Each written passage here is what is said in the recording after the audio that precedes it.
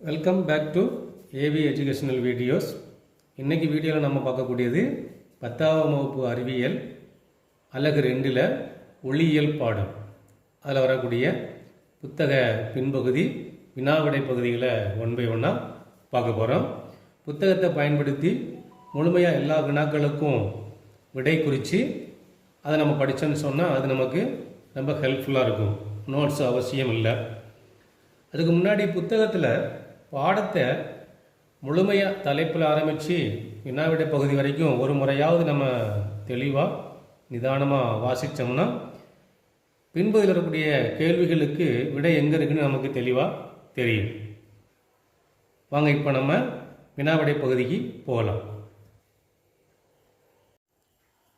அலகு 2 ஒளியியல் பாடத்தில் மதிப்பீடு வினாக்கள் ஒன் பை ஒன்று பார்க்குறோம். பகுதி 1 சரியான விடையை தேர்ந்தெடு. கேள்வி எண் 1. ஏ, பி, சி, டி என்ற 4 பொருட்களின் ஒளிவிலகல் எண்கள் முறையே 1.31, 1.43, 1.33, 2.4 எனில் இவற்றில் ஒளியின் திசைவேகம் பெருமமாக உள்ள பொருள் எது? ஆ ஏ, ஆவண்ணா பி, ஈனா சி, ஈஎன்னா டி. சரியான பதில் ஆ. ஏ என்ற பொருளில் ஒளிவிலகல் எண் மதிப்பு 1.31 என்பது அதனுடைய திசைவேகம் பெருமமாக உள்ளது. கேள்வி எண் 2. பொருளின் அளவிற்கு சமமான தலைகீழான மெய்பிம்பம் கிடைக்க பொருள் வைக்கப்பட வேண்டிய தொலைவு எது? ஆ எஃப்பில், ஆவண்ணா ஈரில்லா தொலைவில், இ 2Fல், ஈஎன்னா எஃப்க்கும் 2Fக்கும் இடையில். தலைகீழான பொருளின் அளவுக்கு சமமான மெய்பிம்பம் கிடைக்குன்னு சொன்னால் பொருளானது அடிக்கு முன்னாடி 2Fல் வைக்கப்பட வேண்டும். அப்போ தான் மறுபக்கத்தில் 2Fல் பொருளின் அளவுக்கு சமமான மெய்பிம்பம் கிடைக்கும். அது புத்தகத்தில் 21வது பக்கத்தில் பார்த்தீங்கன்னா அந்த படத்தோடு கூடிய விளக்கம் இருக்குது. 3வது கேள்வி. மின்விளக்கு ஒன்று குவிலென்சி ஒன்றின் முதன்மை குவியத்தில் வைக்கப்பட்டுள்ளது. மின்விளக்கு ஒளியூட்டப்படும் போது குவிலென்ஸானது ஆ விரிக்கும் கற்றைகளை உருவாக்கும், ஆவண்ணா குவிக்கும் கற்றைகளை உருவாக்கும், இ இணைக்கற்றைகளை உருவாக்கும், ஈஎன்னா நிறக்கற்றைகளை உருவாக்கும். மின்விளக்கானது முதன்மை குவியத்தில் வைக்கப்படும் பொழுது குவிலென்ஸானது இணை கற்றைகளை மறுபுறம் உருவாக்கும். சரியான பதில் இ இணைக்கற்றைகளை உருவாக்கும். கேள்வி எண் 4. குவிலென்ஸின் உருப்பெருக்கமானது எப்போதும் டேஷ் மதிப்புடையது? ஆ நேர்க்குறி, ஆவண்ணா எதிர்க்குறி, ஈனா நேர்க்குறி அல்லது எதிர்க்குறி, இ ஈஎன்னா இந்த ஆப்ஷன்ஸை புத்தகத்தில் திருத்திக்கோங்க. ஈஎன்னா சுழி. ஸோ இது ப்ளஸ் அடையாளம், இது மைனஸ் அடையாளம், இது ப்ளஸ் அல்லது மைனஸ் அடையாளம், சுழி 0. சரியான பதில் இ நேர்க்குறி அல்லது எதிர்க்குறி. கேள்வி எண் 5. ஒரு குவிலென்ஸானது மிகச்சிறிய மெய்பிம்பத்தை முதன்மை குவியத்தில் உருவாக்கினால் பொருள் வைக்கப்பட வேண்டிய இடம் டேஷ். ஆ முதன்மை குவியம், ஆவண்ணா ஈரில்லா தொலைவு, ஈனா 2F, ஈஎன்னா எஃப்க்கும் 2Fக்கும் இடையில்.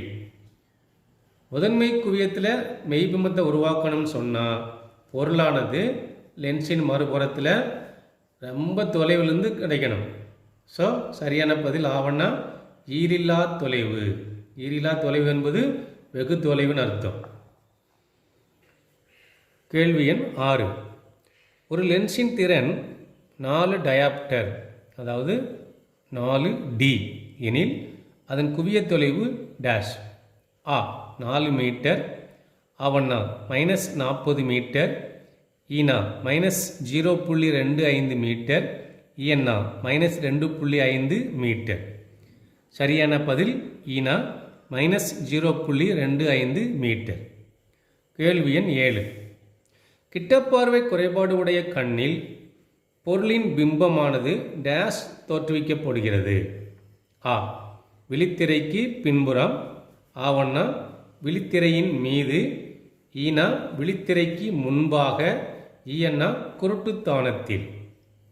கிட்டப்பார்வை குறைபாடுங்கிறது விழித்திரைக்கு முன்னாடியே பிம்பம் குவிஞ்சாதான் அது கிட்டப்பார்வை குறைபாடு.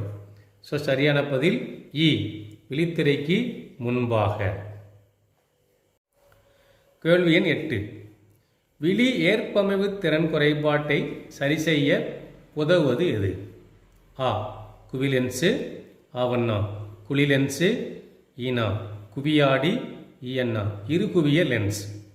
விழி ஏற்பமைவு திறன் குறைபாடுங்கிறது வயதானவர்களுக்கு வரக்கூடிய குறைபாடு.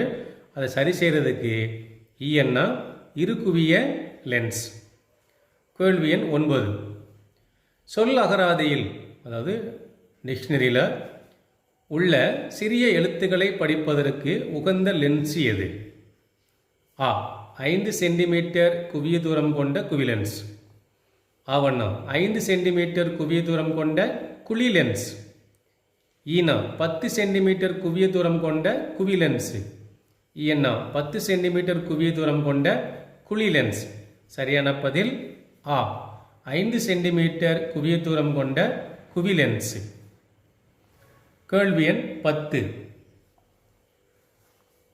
ஒரு முப்பட்டகத்தின் வழியே செல்லும் நீலம், பச்சை மற்றும் சிவப்பு நிறங்களின் அலைநீளங்கள் VP, Viji, VR.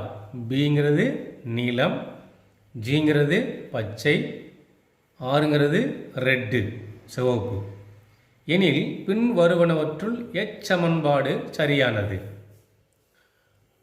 Ah V B equal to V G equal to VR.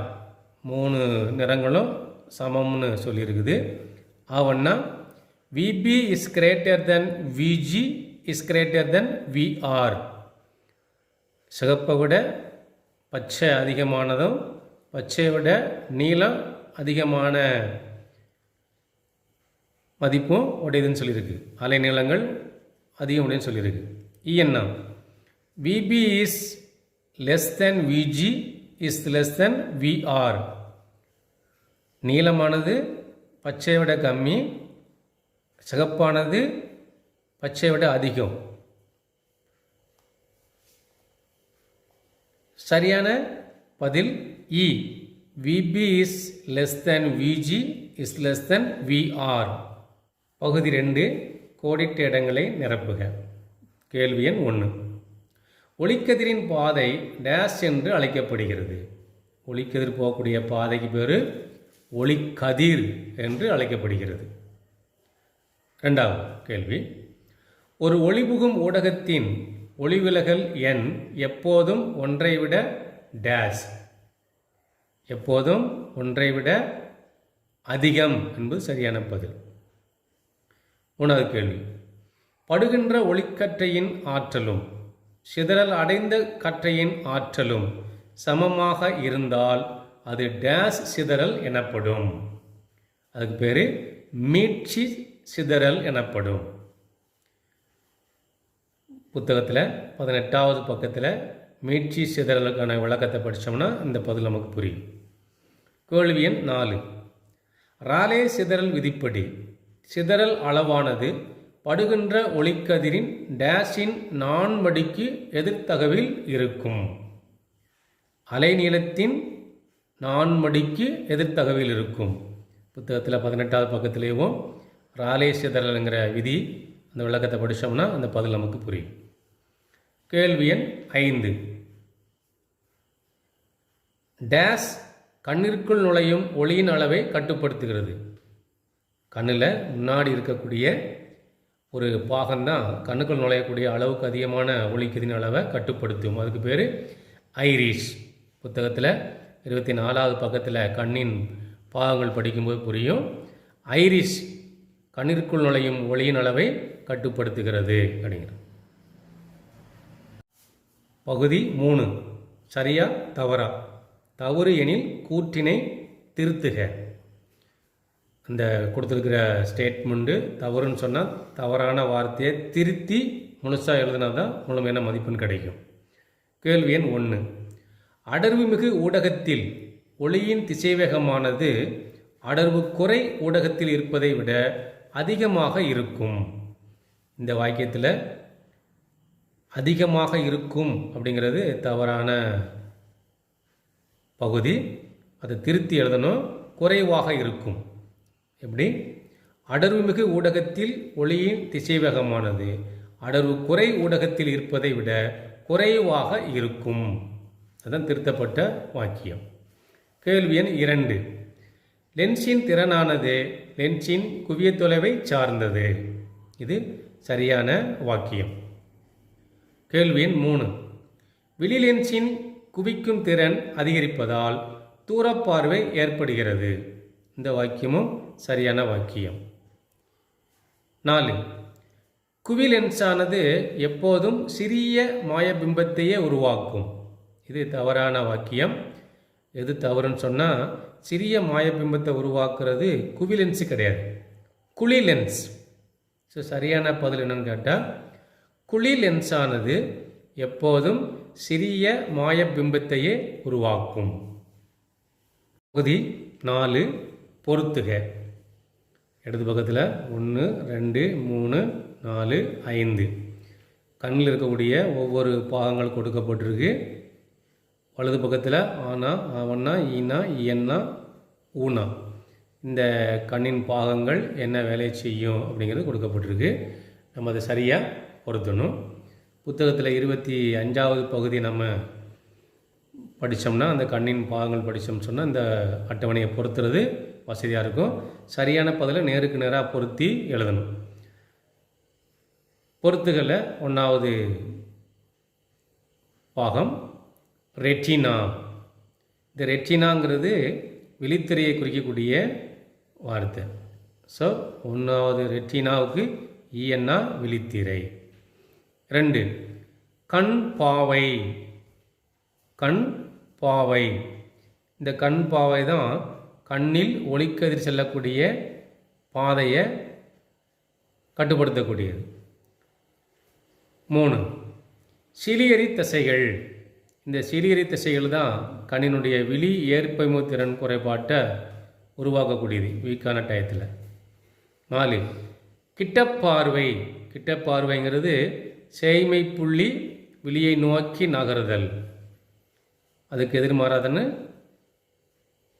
எதிர்மாறான பாகம் 5வது தூரப்பார்வை. தூரப்பார்வைங்கிறது அண்மை புள்ளி விழியை விட்டு விலகிச் செல்லுதல். ஸோ இந்த 5 இடது பக்கம் உள்ள கண்ணின் பாகங்களுக்கு வலது பிறக்கக்கூடிய ஆனாவனால் எது சரியான பதிலோ அதை மேட்ச் பண்ணி இந்த அட்டவணை பொருத்தி எழுதணும். இது சரியான பொருத்துக. 5வது பகுதி பின்வரும் வினாக்களில் கூற்றும் அதனை அடுத்து காரணமும் கொடுக்கப்பட்டுள்ளன. பின்வருவனவற்றுள் எது சரியான தெரிவோ அதனை தெரிவு செய்க. ஆ. கூற்று மற்றும் காரணம் ஆகிய இரண்டும் சரி, மேலும் காரணம் கூற்றுக்கு சரியான விளக்கம். ஆவண்ணா கூற்று மற்றும் காரணம் ஆகிய இரண்டும் சரி, ஆனால் காரணம் கூற்றுக்கு சரியான விளக்கம் அன்று. இ. கூற்று சரியானது, ஆனால் காரணம் சரியன்று. இயன்னா கூற்று தவறானது, ஆனால் காரணம் சரியானது. இதுக்கான கூற்று காரணம் என்ன கொடுக்கப்பட்டிருக்கு? 2 இருக்குது. கீழே 1 by 1 பார்ப்போம். அதுக்கு இந்த சரியான பதிலை தெரிவு செய்வோம். 1 கூற்று ஸ்டேட்மெண்ட் என்ன சொல்லியிருக்குன்னு பார்க்கலாம். ஊடகத்தின் ஒளிவிலகல் எண் அதிகமாக இருந்தால், அடர்வுமிகு ஊடகத்தில், அந்த ஊடகத்தில் ஒளியின் திசைவேகம் குறைவாக இருக்கும். காரணம் என்ன? ஊடகத்தின் ஒளிவிலகல் எண் ஒளியின் திசைவேகத்திற்கு எதிர்த்தகவில் இருக்கும். அப்போ இதுக்கு சரியான பதில் என்னன்னு கேட்டால் ஆ அப்படிங்கிற தெரிவு தான். கூற்று மற்றும் காரணம் ஆகிய இரண்டும் சரி, மேலும் காரணம் கூற்றுக்கு சரியான விளக்கமாகும்.